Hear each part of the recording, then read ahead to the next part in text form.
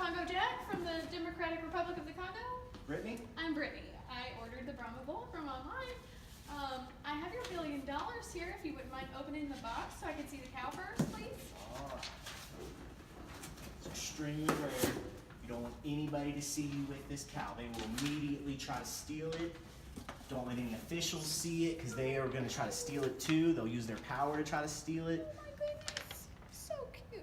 Is there any other additional paperwork or anything that I need? This is the only piece of paperwork you need. It's all the importation documents. It's completely legal, as you can see there, legal document. Okay. That's all you need. Where's my $1 billion? I have it right here. I have one concern. It says that it was shipped into the port of New Orleans, but we are in Daytona. Should I be worried about that? Oh, that little detail, don't worry about that little detail. But like I said, just don't let anybody see you with this cow just because this is an extremely rare cow. Nobody is going to need to know about this. I would just, keep it to yourself. Yeah, I'm not trying to fight anybody off, that's for sure. Exactly. I'm trying to make some money. Exactly. Well, thank you for doing business with me, and hopefully we'll be talking some more in the future. All right, thank you.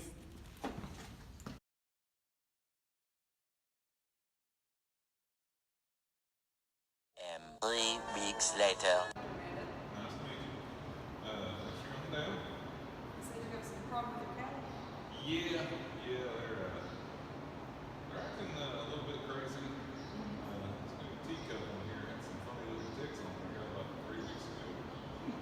I'm not sure what's going on. They got diarrhea, the oven's falling down, can't find the feed, that sort of thing. Where'd you get the miniature on that? I got it from a woman. She had paperwork and everything on it. So you legit? See, have paperwork with you? Yeah, I got it in front of me for you. I'll get it with you. All right, well, I'm gonna do some physicals with the cows and we'll see what's going on. All right, appreciate it. Thanks.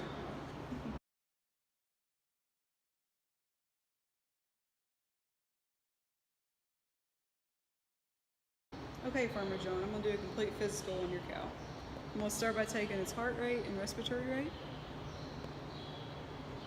I see its heart rate is quite fast, and I'm hearing some harsh breath sounds. I think he's having some distress.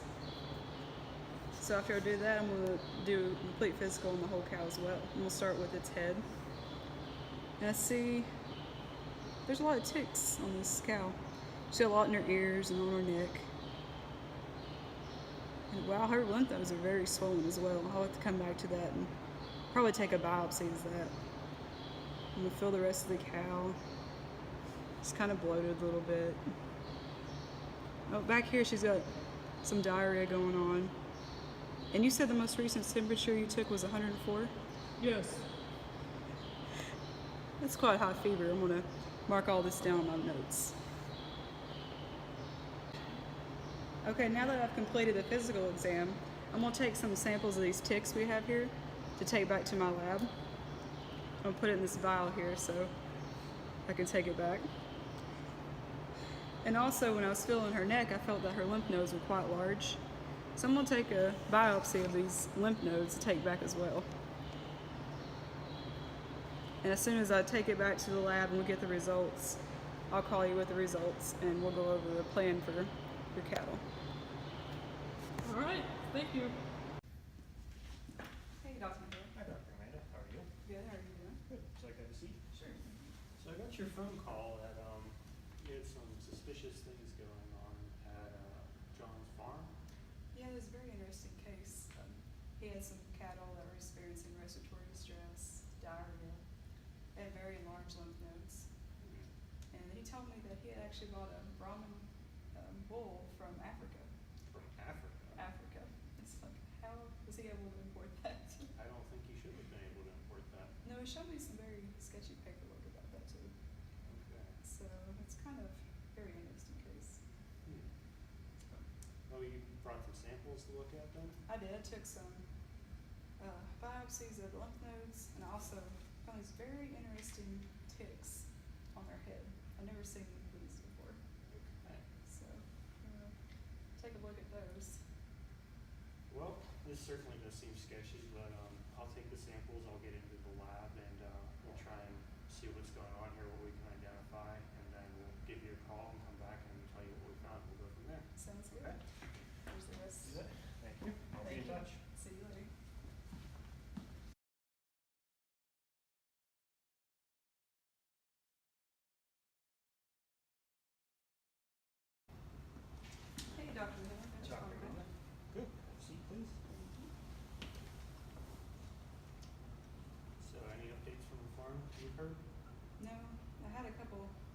commercials I want to talk to you about.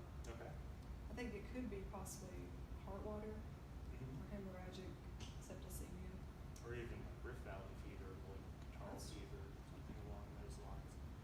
However, we did finally process the results from the lab, and it is very strange. Mhm.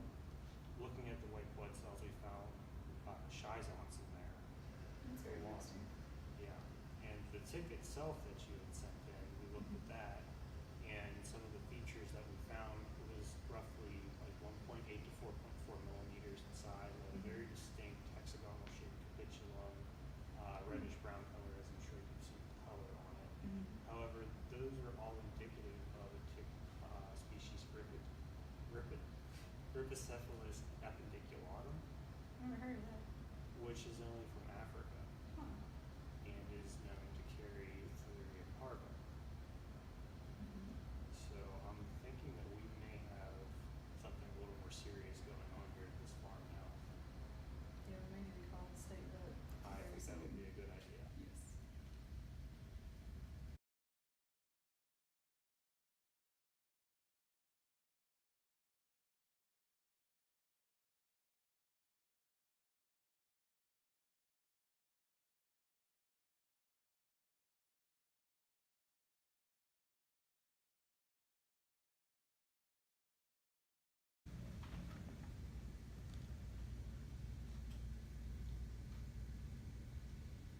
Hey, Dr. Chiku, how are you doing today? That's good to hear. I have an interesting case up here in Knoxville, Tennessee. We had a bunch of cattle that had a bunch of odd-looking ticks on them, and they were experiencing respiratory distress, diarrhea, and had very enlarged lymph nodes, which we all took samples from. But we was wanting you to probably come up here and check this out because we think it may be possibly a disease from Africa. Because the farmer was telling us he had bought some miniature Brahman bulls, I believe is what he called them. Miniature cattle. Okay. Yeah, sure. I'll be there. Well, not in a minute, but give me some time. But I'll be there soon. All right. Bye.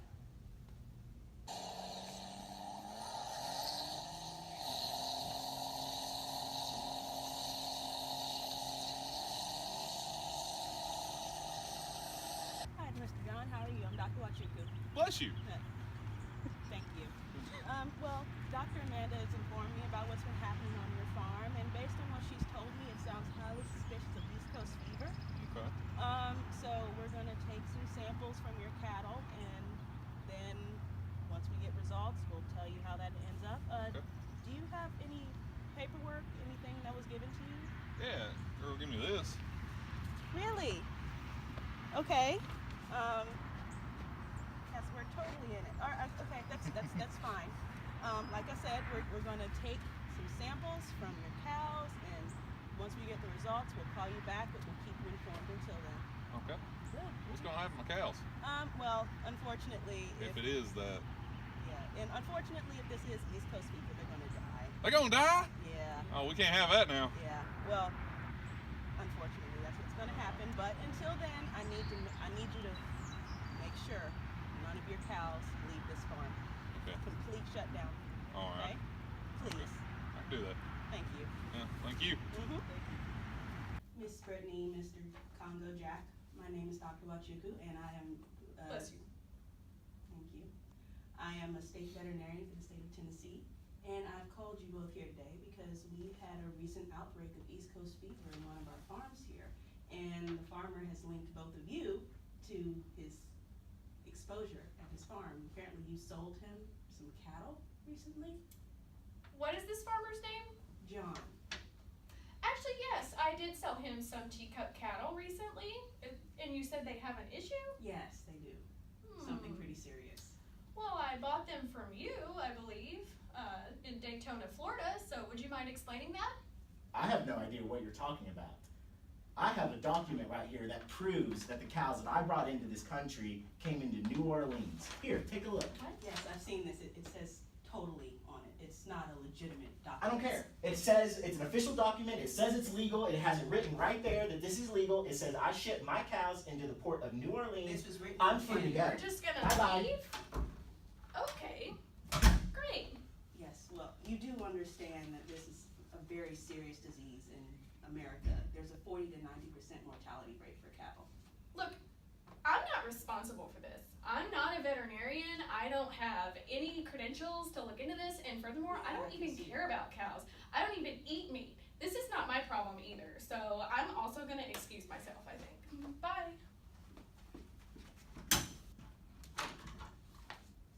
4 years of vet school to deal with nitwits, okay? Unfortunately for Farmer John, all of his cattle, including his 400 head of Holstein and his new teacup Brahma bull, tested positive for East Coast fever. The result of this in the United States ends with all of his cows being culled. The United States ended up becoming endemic in this story. The USDA set up a large quarantine, but it was ineffective. They also used a large amount of acaricides to try to control the ticks, but they were able to colonize in our country. This led to a large shortage of beef, and pork and chicken's prices soared. We also had a large shortage for milk products, subsequently leading to every ice cream trunk in America closing down. As for our cast, Congo Jack, after fleeing the country, met his ultimate demise by being gored by one of his own teacup longhorns. Brittany, after fleeing the interrogation room, got lost in the building, never to be seen again. Doctors Nachukwu, Nahila, and Amanda were recognized for their efforts in trying to control filariasis in the United States. And Farmer John was ultimately able to reestablish his herd after filariasis became endemic in his area. The end.